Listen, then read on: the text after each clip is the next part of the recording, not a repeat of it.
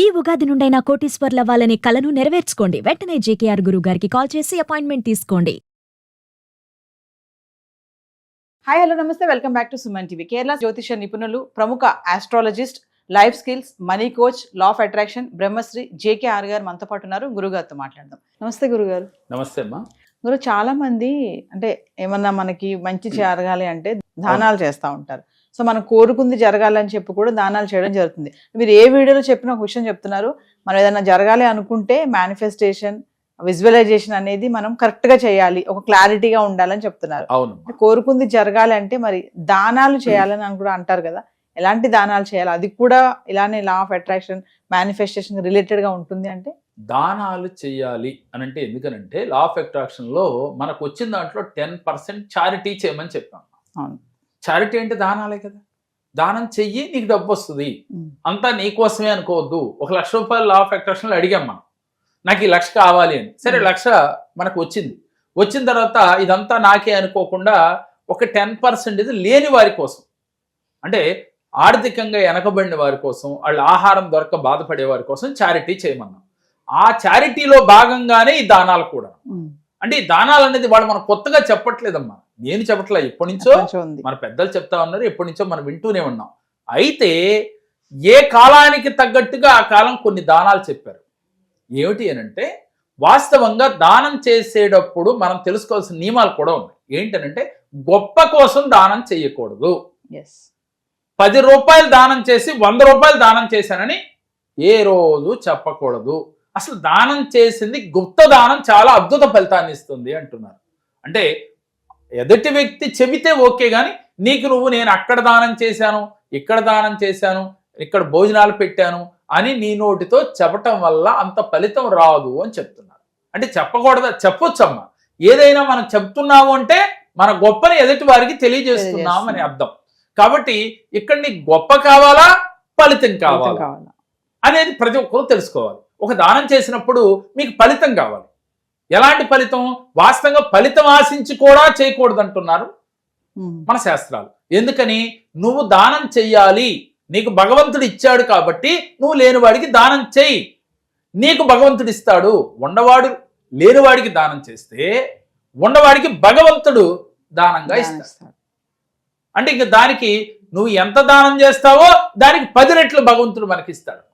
అందుకని మీరు చేయవలసింది ఏమిటి అని అంటే, సహజంగా మనకి వర్షాకాలం వచ్చిందనుకోరా, గొడుగులు దానం ఇస్తే చాలా అద్భుత ఫలితాలు వస్తాయి. మరి ఎవరికి దానం ఇవ్వాలి?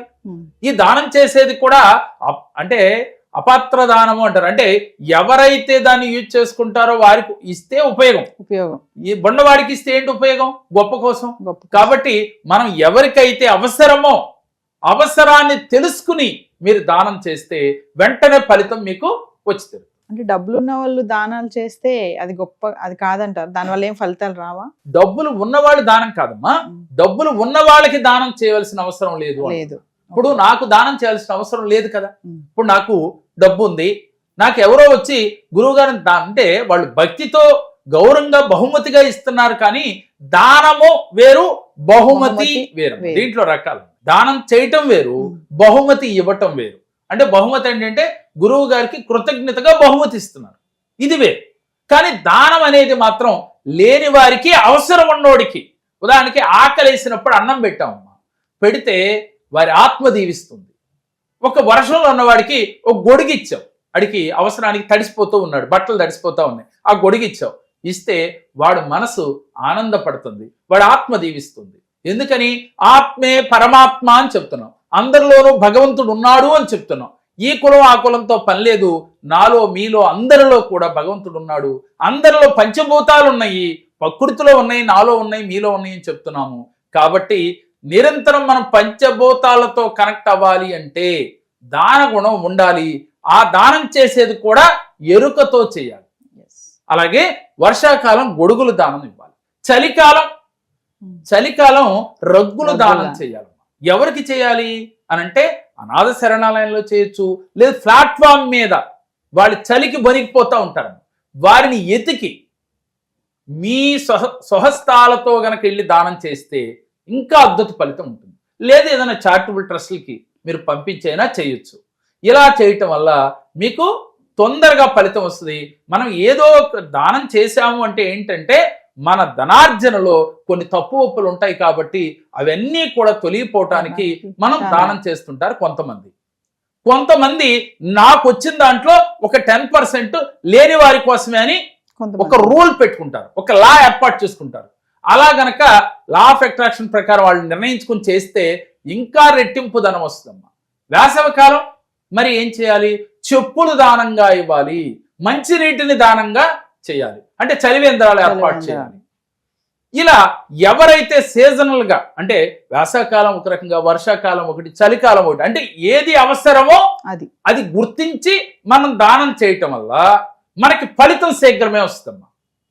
ఎవరో ఒక సద్బ్రాహ్మణుడు వారు బాగా లేని కుటుంబంలో పుట్టారనుకోరా, వారికి గనక మీరు వాళ్ళ అవసరానికి డబ్బు రూపంలో అయినా ఇవ్వచ్చు, లేక ధాన్యం ఇవ్వచ్చు, వాడికి ఏది అవసరమో తెలుసుకుని ఇవ్వటం వల్ల కూడా మంచి ఫలితాలు వస్తాయి.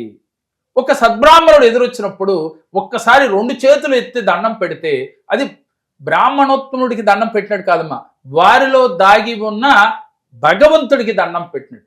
ఆత్మే పరమాత్మ అని అంటున్నాం, భగవంతుడిలోనే భగవంతుడు బ్రాహ్మణ రూపంలో ఉన్నాడు అనుకుని శాస్త్రాలు చెప్తూ ఉన్నాయి. అందువల్ల మనం ఆయనకి దండం పెట్టడం ఏంటి కాదమ్మా, బ్రాహ్మణుడు ఎదురైనప్పుడు వెంటనే మనం ఒక నమస్కారం చేయటం వల్ల వారి ఆత్మ పరమాత్మ అని చెప్తున్నాం కాబట్టి భగవంతుడి బ్లెస్సింగ్స్ మనకు వస్తాయని మన శాస్త్రాలు చెప్తూ ఉన్నాయి. దీనితో పాటుగా ప్రతినిత్యము సద్భావన కలిగి ఉండటం, మన మాటల వల్ల కానీ చేతల వల్ల కానీ ఎదుటి వారికి హాని చేయకుండా ఉండటం. మనం ఏం చేస్తాం? దానాలు చేసేసి ఎదుటి వారి జీవితాల్లో కలహాలు పెట్టి లేదా ఇబ్బందులు పెట్టి ఎదుటోడి ఆస్తిని లాక్కుని నేను దానం చేస్తున్నానంటే ఫలితం ఉండకపోగా కష్టాలు కూడా ఎక్కువ అవుతాయి. ఈ సత్యం అందరికీ తెలుసు, కానీ ఏంటంటే వారికి అలాంటి ఆలోచనలు అలా వస్తూ ఉన్నాయి, అలా ఆ క్రమాన్ని చేస్తూ ఉన్నారు. ఇప్పుడుకైనా సరే మనం దానం చేసినా ధర్మం చేసినా మనం మంచి మనసుతో చేయాలి, సద్భావనతో చేయాలి. మనకి మంచి జరగాలి, నాకు కాకపోతే నా బిడ్డల కన్నా మంచి జరగాలి అనే ఒక భావనతో చేస్తే వెంటనే ఫలితం వస్తుంది. లా ఆఫ్ అట్రాక్షన్ అయితే ఏం చెప్తుంది? మీరు 10% చారిటీ చేసి నేను అనుకున్న గోల్ రీచ్ అయ్యాను అని ఫీల్ అవ్వు. మీ పుణ్యం మా అబ్బాయికి వస్తేని కాదు, నీకే వస్తున్నట్టుగా ఫీల్ అవ్వు. ఎవరైతే దానం చేసి నేను చేసిన దానం వల్ల వారి కుటుంబాలు బాగుండాలి, వారి ఆత్మ శాంతించాలి, నేను ఫైనాన్షియల్ గా ఎదగాలి, మీరు అనుకున్న గోల్ రీచ్ అవ్వాలి, ఇలా గనక లా ఆఫ్ అట్రాక్షన్ ప్రకారం ప్రతిరోజు కూడా విజువలైజేషన్ కానీ అఫర్మేషన్ కానీ మీరు చేస్తే వెంటనే ఫలితం వచ్చి తీరుతుంది. అందుకనే ప్రతి ఒక్కరూ కూడా వచ్చిన దాంట్లో 10% చారిటీ చేయండి. ఆ దానాలు కూడా ఇలా ఉంటే మీకు వెంటనే ఫలితాలు కలుగుతాయి. మనం దానం చేశాము ఫలితం రావట్లేదు అని ఎప్పుడూ అనుకోవద్దు. ఇవాళ ఒక విత్తనం వేసామమ్మా, మొక్క వచ్చింది, రోజు మనం ఏం చేయాలి? నీరు పోస్తూ ఉండాలి. ఆ మొక్కకి పోస్తే అది సంవత్సరానికో 2 ఏళ్లకో 3 ఏళ్లకో 4 ఏళ్లకో ఫలితానికి వస్తుంది, కాయలు కాస్తాయి. మనం తినటానికి ఎప్పుడు వచ్చింది? ఇవాళ వేస్తే 4 ఏళ్లకు వచ్చింది.